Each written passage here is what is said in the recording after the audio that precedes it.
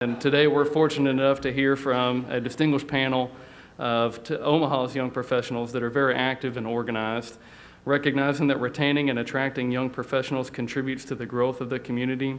They work hard through engagement, opportunity, and advocacy to meet their objectives. Please help me in joining us welcoming today. We've got Sarah Johnson. Sarah Johnson is the Manager of Talent and Workforce at the Omaha Chamber. In her position, she develops comprehensive strategies to grow, recruit, and retain a workforce that enables companies to grow and prosper. Sarah Wernimont is also with the Omaha Chamber. She serves as the Coordinator of Talent and Workforce Development. In this position, she's responsible for the Intern Omaha and Omaha Young Professional programs. She also works on specific objectives in the Chamber's Entrepreneurship and Innovation Initiative. Craig Moody, he's the managing principal and co-owner of the Verdis Group, a sustainability consulting firm in Omaha. In 2010, Craig was awarded one of 10 outstanding young Omahans and was Midland's Business Journal's 40 Under 40 designation in 2011. And Niki Jordan is the program associate for Inclusive Communities, where she leads youth, young professionals, and adults through inclusion and diversity training workshops. And finally, we'll have our own Erik Carlson, recently named editor of Business Lexington and a young professional himself, join us after the presentation to moderate Q&A sessions. With that, I'll turn it over to our group. Thanks so much.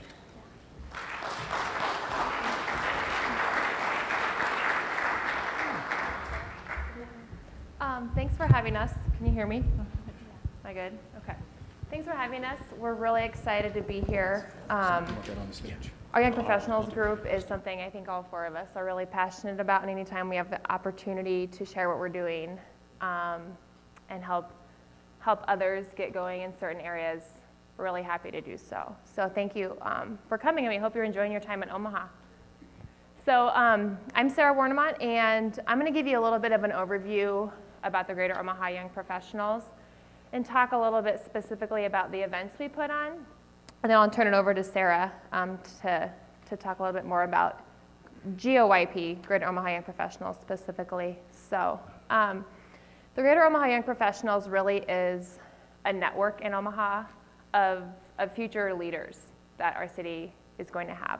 The program really focuses on retaining young professionals in large numbers so that we are giving them the opportunity to seek ways that they can better themselves professionally or personally, have access to the right networks that they need to be successful professionally or personally, offer professional development. But most importantly, what makes this group unique is the community aspect and how young professionals really focus on different activities, events, programs that is making Omaha the place we want it to be. It's already a really great place, as I hope you guys have experienced, but making it even a better place that young professionals really want to come. They really want to live there, they want to work there, they want to have fun, they want to raise their family, and stay in the community. So we're really passionate about that, if you can't tell. I'm going to read the vision and mission of the Greater Omaha Young Professionals, and I'm going to read it off my piece of paper so I don't mess it up. But the vision is a dynamic, inclusive, and integrated community where diverse young professionals want to live, work, and play. And I touched upon that, but that means the vision is Omaha is that. And the mission is the Greater Omaha Young Professionals serves as a catalyst organization to retain and attract young professionals to the Greater Omaha area through engagement, opportunity, and advocacy.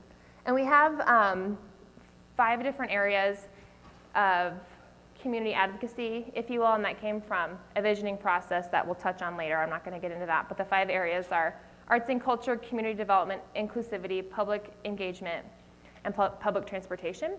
And how we engage YPs in those different areas is through what we have. YP Connect is kind of a new series that we've started this year, and it really is bringing young professionals together around those 5 areas and then exposing them to what's already going on in the community in those areas.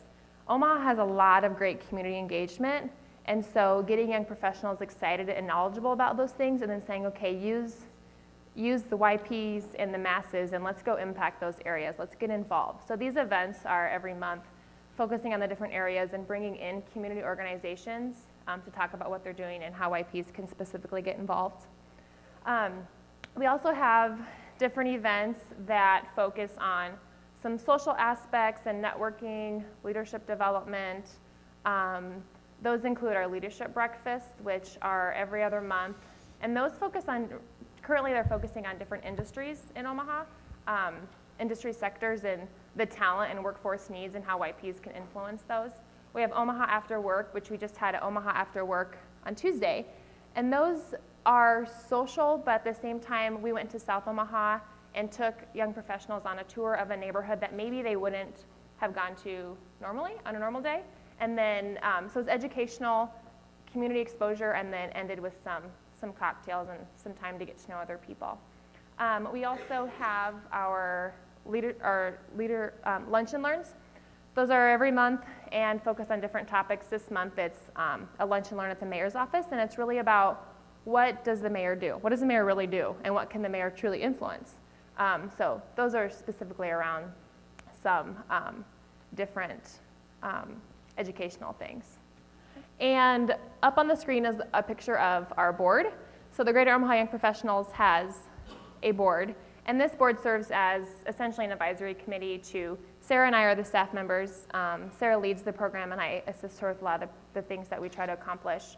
And they advise us on what we're doing and what we want to do and help create that vision, help make sure that we're strategizing correctly, we're getting the right people at the table. So our board is really important, and there are people who really care about the community. So it's inspiring to be in a room with them every month, every other week, and just get to know people who think like you do and who think differently than you do, so you can learn from each other. So it's great.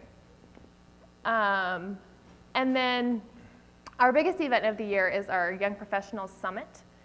And I won't go too in-depth in this. We're having a lunch after this to talk more about the summit. But the summit is an all-day conference. This is the 8th year of the summit. And 2013 was the 8th year of the summit. And it's an all-day conference for young professionals. We had 1,500 attend this year. It's over at the CenturyLink. A ton of volunteers, a ton of excitement. It's a way to get people together, to get to know each other. We have breakout sessions for them to get some professional development. And then really the goal for us is to make some of those connections, and then when they leave, they go out and take what they know and they share it with the community and help inspire others to do the same. So now I'm going to turn it over to Sarah. Yep. So I'm going to talk really briefly about kind of the evolution of young professionals groups. Erik, we spent some time with Erik last night learning about how Lexington engages young professionals and maybe how your community doesn't. And so I want to share with you what I've learned as kind of the evolution of young professionals, and then we have Craig and Niki who are going to touch on some specific areas that we've advocated for. So I think that young professionals groups can be really, really important as a tool that communities can use to kind of reflect on what do young people want in our city to make it a better place. Kind of step one in a young professionals group is just getting them together. So it's networking and these types of events that Sarah was talking about, starting to educate your young people about their city and the place that they live. Step two is starting to bring in a little bit more of other nonprofits or outside groups that young professionals can get involved with, and really trying to plug them into opportunities. It's kind of a succession planning thing, but getting them in the pipeline so that they can go on and gain this experience and help lead your city. And I would say the third evolution, which is what we're on the tail end right now, is really getting your advocacy legs. So I think it's really important for cities to recognize that there are certain aspects, characteristics that young people desire in a community that maybe you don't possess. Omaha falls into that. There are many things that young people say, you know, I'm not really considering Omaha as a place to live because of this reason. And it's really important to get your young professionals behind identifying what those are and then maybe advocating for some change. And I really see that as the third evolution of a YP group. From talking with Erik, I think a lot of your young professional initiatives are more on the front end of where you've really got them maybe networked and together, but they don't really know what their purpose is. And so I think that helping your chamber and your young professionals identify what their purpose is and then allowing them to advocate for some changes they want to see in the city is really going to be a powerful step if you all can help carry that and help give young people kind of that place and that thing that they can own. So I want to turn it over a little bit to Craig. He's going to touch on how we kind of got our sea legs in within advocacy, and he's going to touch on those points. Thank you. Yeah, you can turn the slide. And the next one. Good morning, everybody. Cool, you're all still there. These chairs are unbelievably comfortable, by the way. I've got a 2-year-old little girl at home, and she's sick, so I've spent the last 3 nights mostly sleeping on the floor next to her bed. So I'm going to apologize in advance because I'm probably just going to stay here and take a nap once we're done. So my evolution with the YP group, I started as just kind of a nobody volunteer on the board, and they quickly realized that I was responsible, and so I became a board member pretty quickly, and I finished that term as the board president for 2 years. And I don't think that my time on the board actually overlapped with Sarah's. Sarah's been with the chamber for about, what, 3 years now? Yeah. The advocacy piece for me when I was board president was really kind of what I was passionate about. And I'm not an original Omahan, so one of the terms that I often use to describe Omaha is that it's malleable. It still allows, if you're highly engaged and passionate and want to make change, it allows you to do that.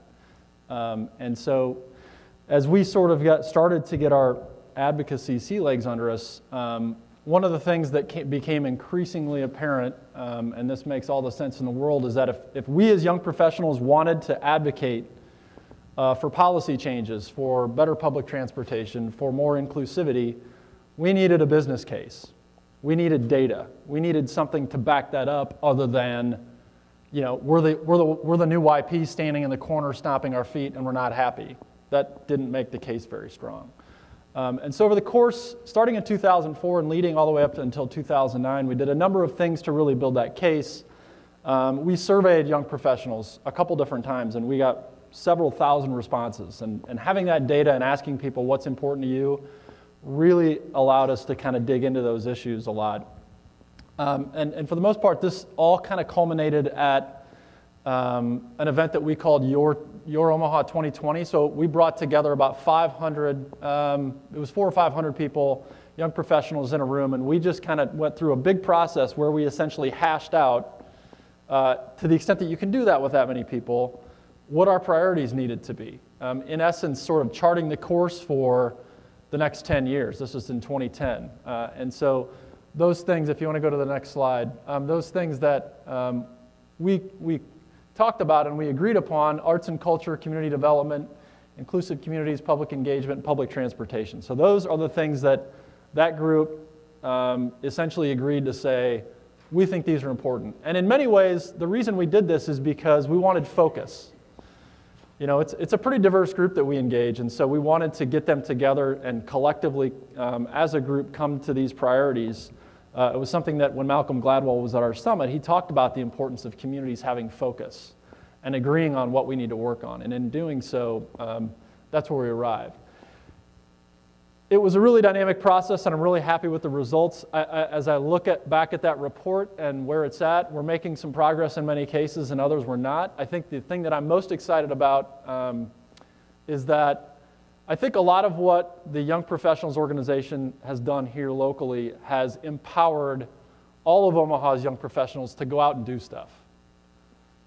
So much has happened since I was on the board that is not a function of what the Young Professionals Organization has done. Big Omaha is happening now. The Chamber supports it, but it did not directly grow out of the Young Professionals Organization. There are 3 organizations in particular that Niki and I are both heavily involved in that essentially sort of bubbled up out of this. All 3 of those organizations that I'm thinking about, Mode Shift Omaha is an active transportation advocacy group. Equal Omaha is an equality advocacy group, and then Voice Omaha is a group that essentially advocates for different policies and positions that are probably, quite honestly, a little bit more progressive. All 3 of those organizations sort of bubbled up out of that. And the other thing that I think we found really interesting when we were discussing this last night is none of them are formal organizations. They're not 501c3s, they're not 501c4s.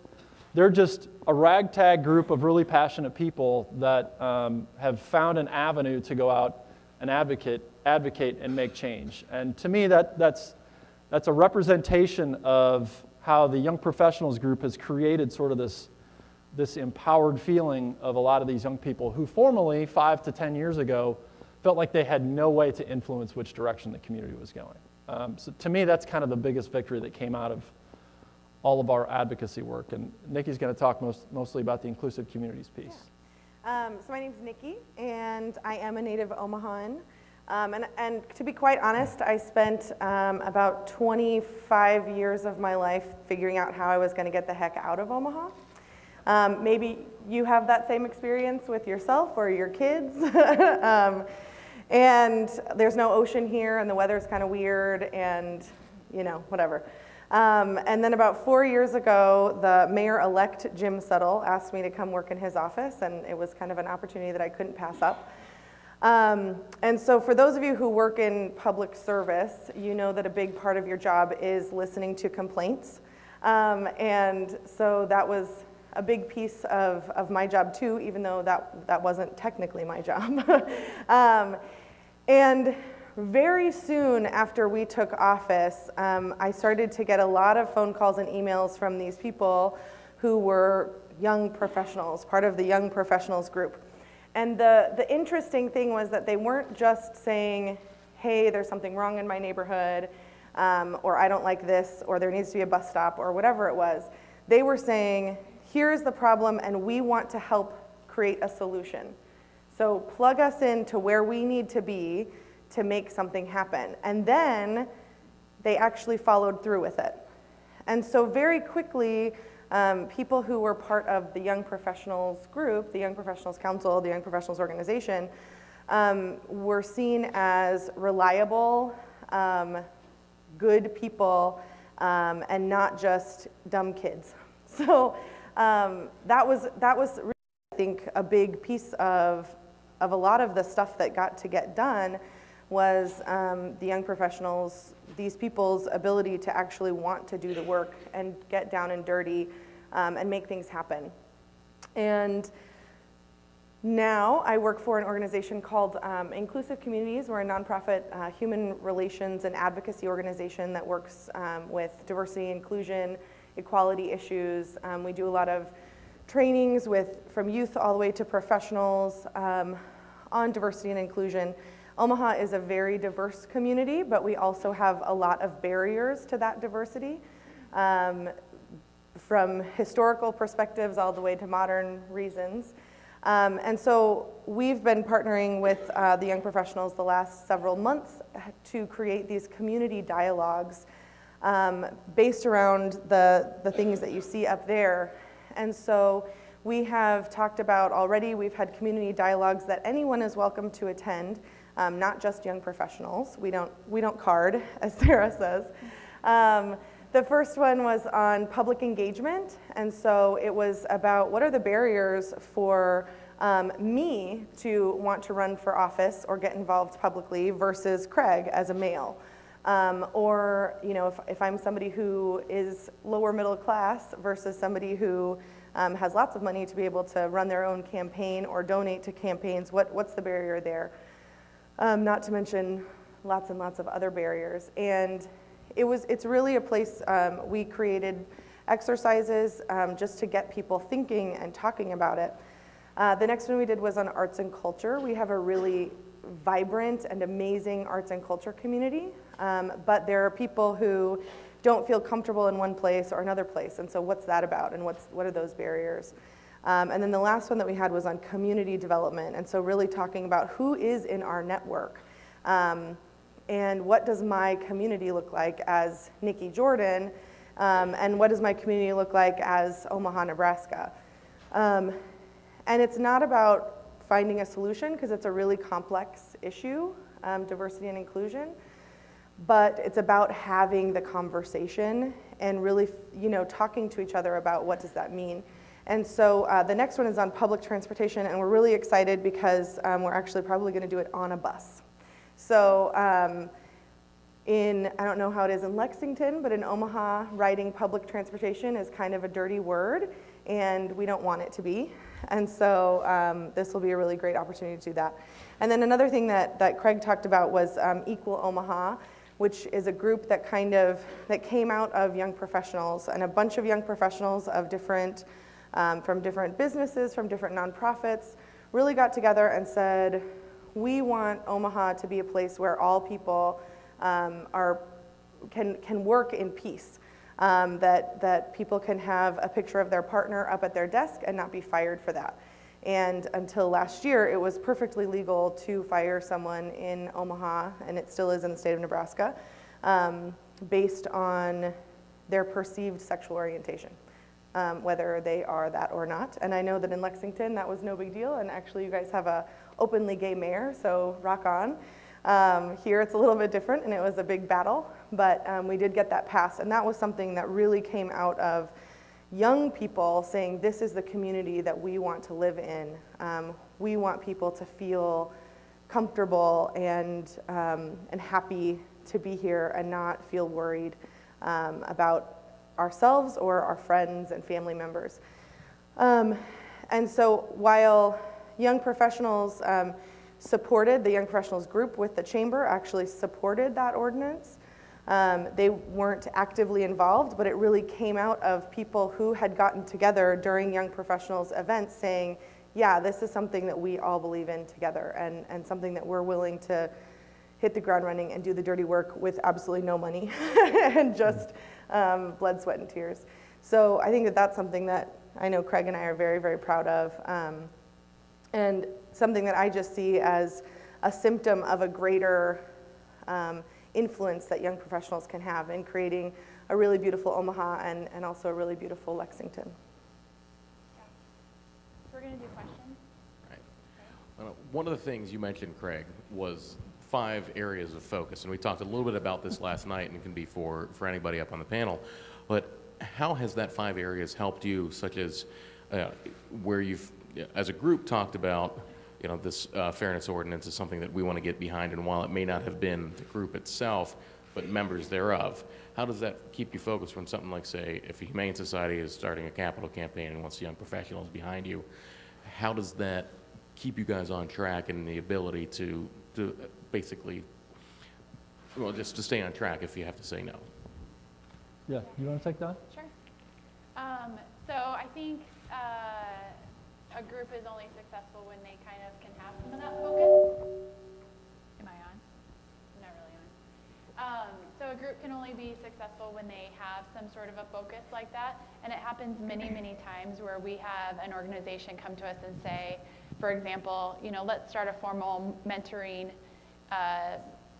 relationship between young professionals and maybe one of the school mentoring programs. And in theory, that's really wonderful. And I would encourage any young professional to get involved and have actually seen, since we didn't handle that within the GOYP group under the chamber, we saw other young professionals take the lead and kind of formalize that and do it. So I think that, you know, just back to what everybody's talked about, you have to have focus, and you have to also allow your young professionals to focus on things they care about. So they came up with those 5 areas. Our young people did. Our chamber didn't say this is what you're going to work on. And quite honestly, many times those 5 areas, we end up on other sides of the issue than the chamber. And we just have to work through it, and you have to have compromise, and you have to educate, and then you have to help those groups on the outside that can advocate do their job better. Yeah, I mean, yeah. I would add to that. On the focus front, you know, I'm fortunate enough to be able to run a semi-successful small business, and if I've read anything in any entrepreneurial literature, it talks about the importance of focusing on what you do well. And so I think having, you know, the YP group, the way that it was kind of working originally was very much a function of the interest of those people that were on the board. And so, you know, institutionalizing those focus areas really kind of meant that regardless of who came and went from the board, those 5 focus areas really maintained. Yep. The advocacy piece, you know, you kind of, Sarah, you touched on the challenges that the YB group has because it is, you know, in essence, in many cases, on the other side, disagrees with what maybe the chamber board is advocating for. And You know, at least during my term, that was a fascinating experience to, you know, because my role as president was to, I sat on the chamber board, and so I had, you know, my board of young professionals telling us this is the direction we want to go. And then the chamber board, you know, some of those Fortune 500 people that you heard from this morning saying the exact opposite. It was a really fascinating experience. You know, we are one, but we're one voice. You know, young professionals are very important in this community. I think we're getting to the point where, you know, because the young professionals community here is so strong, I think they're, you know, the older folks are listening more and more frequently. But I still think we have a lot of work to do as it relates to making sure that we are part of that conversation on a regular basis. Because that, to me, is kind of what's most important about it, is that we need to be involved in these conversations when they begin, not when it's time to make a decision after you've been working on the issue for several years. And so we can kind of arrive at these conclusions together rather than standing on opposite ends when it's all said and done saying, I disagree, and having a confrontational relationship. As you've said, it's been important getting the YP voices heard. At the same time, how was it for the board of the YPs to start listening to the established business people in the community to take what they've had to say and put it back into your own deliberations? Yeah, I'll start and then Craig can take it. That is a really important part too. I mean, there's a lot of a city's history and a lot of experience in how to get things done and how to navigate and influence that young people can certainly learn from experienced professionals. There's a lot there. Both sides have to be working together.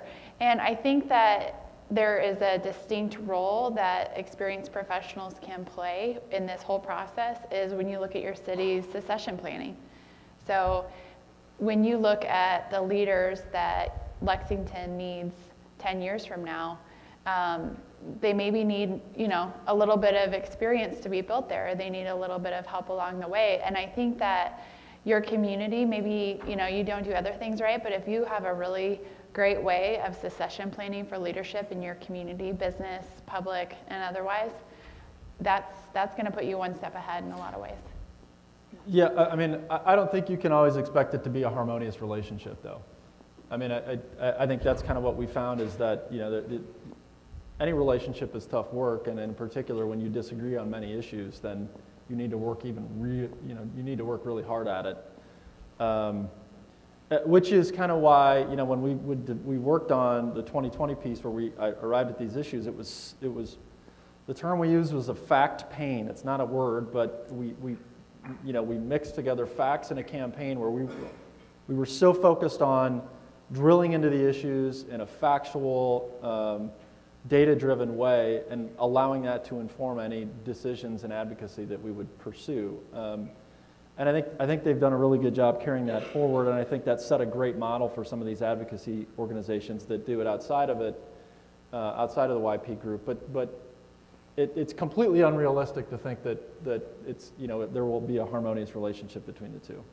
I think you said something before, Craig, that I want to expound on a little bit.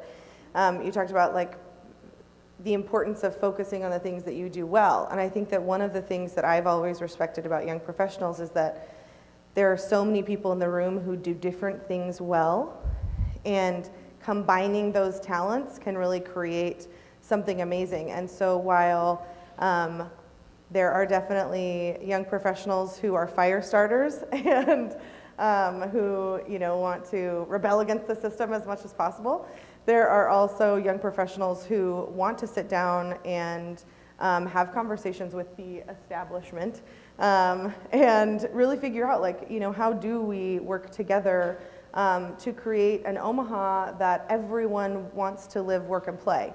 And so I think that that's something that I've always loved about YP is that there is that whole spectrum of people, that it's not just for the people who want to be the next CEO, it's also for the people who want to be social justice advocates, or who, you know, want to have murals on walls or whatever it is, you know, that there is a place for all of them. And then the mentorship piece, I think, as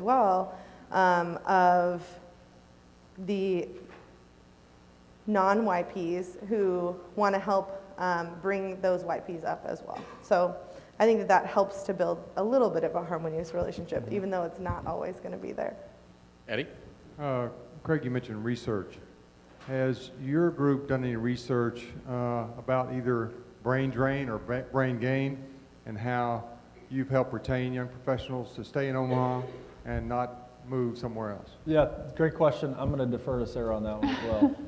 Yeah, that's really where our group started, was back in the late 90s, early 2000s. The Chamber Board said, what is this brain drain thing, and what do our numbers look like? Well, they looked, and Omaha was losing a lot of young people, a lot of young people. And so the Chamber said, okay, well then what are we going to do about it? They said, I don't know, let's ask a group of young professionals. And so they brought a group of young professionals in, and they said, why is this occurring? And the young people said, well, this isn't really a city that's being built for us. It's being built for not what we're interested in doing and being a part of. And so the Chamber said, okay, well, how about you work on that and you tell us what this city needs to have in order to retain and recruit young people. And so, yeah, we monitor like census numbers, and especially working with the colleges on monitoring graduates and where they're ending up. It's a hard thing to quantify, the population shift. So, yeah. And another thing that I didn't mention before, but another program we have is called the Council of Companies, and that kind of addresses your question. So within large companies, small companies, mid-sized companies, nonprofits in Omaha who have internal young professional or emergent leader groups, we hold bi-monthly meetings of all of them to come together, and that's coordinated by the Greater Omaha Young Professionals. And it's for those groups to come together to share ideas, to meet one another, to figure out how to keep their group going, to figure out how to start a group if they want to start a group. So that's more of a spin-off of kind of your question as to, you know, the brain drain or where are these young people going. So that's just another added layer of, I guess, the catalyzing that the Greater Omaha Young Professionals does to keep young people here and to keep those groups strong. And through the Chamber saying, you know, what can we do to help? What can we do to keep people here? What can we do to, you know, the Greater Omaha Young Professional is a retention tool, but also how can it be an attraction tool? How can we use these young people to make those improvements so people want to move here and say, that's a really cool city? And second question, you mentioned being brought to the table early instead of, you know, after 2 or 3 years of an initiative. Do you find that that's improved since you started your YP group? Are you being brought in on the front end now as opposed to maybe on the back end some years ago? I get the sense that it's pretty dramatically improved. You know, when the YP organization first started, the president of the board wasn't on the chamber board, and so we eventually got to the point where they said, okay, well, here's your spot, which, and you know, it was a huge step, but we also saw it as a very tiny first step and felt like it was a little bit of a token. But I think if you look at our chamber board makeup today, just thinking about that as sort of maybe the case study, there are far more young professionals on the board than there were previously, which is, I think, a really strong indication that, you know, again, the executive committee of the chamber board, which really kind of is the main influential body of it, clearly sees it important that we have a diverse makeup on that board to the extent possible. And so I think we're seeing far more people being involved in that. And then, you know, as we look out at, you know, the landscape of the community, there are so many strong individuals that are, you know, young startup business owners. You know, the arts and culture scene here, as Niki mentioned, is really strong, and that's really heavy on the young crowd. So I get the sense that we're not there yet, but I definitely think that, you know, over the past 5 years, we've made dramatic strides in ensuring that we're at the table on a regular basis. I was in a meeting a couple months ago, and a woman said to me, she wasn't old, but she was older than 40, so, you know, we don't cart at the door, but well, whatever. We'll put restraints around it. She was older than me, and she said, I'm not a young professional, so I don't feel like I'm cool anymore. Like, I don't have any validity anymore because I'm not a young professional. And I think that just speaks to the fact that young professionals have made some really positive impact in the right way in the community. And so just that, creating that validity behind what does young professional mean has helped with that and getting YPs to the table. And I think too, because my background is kind of in politics and public engagement, but the chair of the Metro Area Transit Board, which is the one that runs our public transportation, is a young professional. We have other young professionals on other of those city boards. We have lots of young professionals on nonprofit boards, lots. And we also, we're up in an election here, and we've got several young professionals who are running for elected positions. And they are absolutely at the table. And I think again that goes back to what you said, the validity that the young professionals haven't just been standing in a corner going me, listen to me, but really have been actually doing the work. And so people see that this is a real vibrant group who is willing to actually put their money where their mouth is. So yeah, it's a pretty great thing to empower a cohort that's that large, but I still remember David Brown when he and I were having lunch together as we were disagreeing on some issues. He made the point. He said, "I feel like we, the chamber, have the tiger by the tail," which meant a lot to me because he felt like, in other words, the YP group has finally achieved some authority, but. As I said earlier, it can be a tenuous relationship because when you empower a group that's that large, it's kind of one of those, careful what you wish for sort of things. Because, the direction that they go cannot necessarily align with maybe what, in our scenario, what the chamber is envisioning. So it can be fun to watch unfold for sure. Thank you. Mm-hmm. Thank you. The YP organization here in Omaha is lucky enough to have 2 paid staff members of the Chamber of Commerce to help with the organization. Do you feel that that's what you guys have achieved now, while that may have been a catalyst and continued support? Is this something that you guys would have been able to do on your own as an association without a full-time or a couple full-time staff members to do it? I don't believe that. I mean, I think that almost from the very start, the chamber committed a staff person to leading the charge, helping lead the charge. And I think that allowed us to grow and really be robust and do a lot of things. I do want to explain to you that, when Sarah and I, our titles were introduced, it was workforce and talent. And so it wasn't just young professionals. So what we are going through the evolution of is really identifying all of these strategies around recruiting talent, retaining talent, and growing talent. And that's really the overall, the bigger picture of what is young professionals. Young professionals isn't just about, getting younger people in your community to network and get to know each other. It's really a tool that your city and your chamber need to look at possibly starting and utilizing in order to recruit and retain people to your city. It's one piece of a pie. And there's recruitment strategies that we've developed. There's retaining strategies, which I would really say young professional, that's what that falls in. And then the growing strategies, looking at the pipelines of talent that you're growing out of your K-12 and your colleges and saying, are we growing the types of workers that are going to fill the jobs for the businesses we have here? So I think it's one piece on a really large scale of different things. So from a staff standpoint, I think we're really lucky that there's now 2 of us to help with young professionals. There's that much stuff going on. We're busy on a regular, we're busy all the time speaking to groups and organizing things and the summit and the conference and all of that. So I think the investment will pay off in the end by far. I would agree that I think bigger strides more quickly can be made when you have paid staff people dedicated to this work.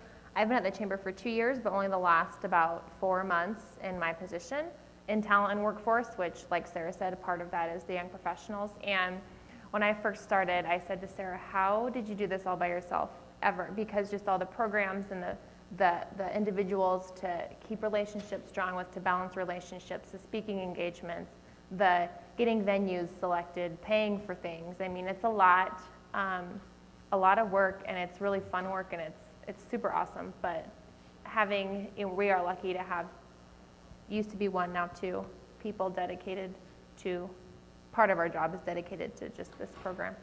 You know, aside from the dedication of staff, and we briefly talked about this last night, but I don't think there's no question in my mind that the YP group in Omaha, its success is in many ways a function of the success of the chamber.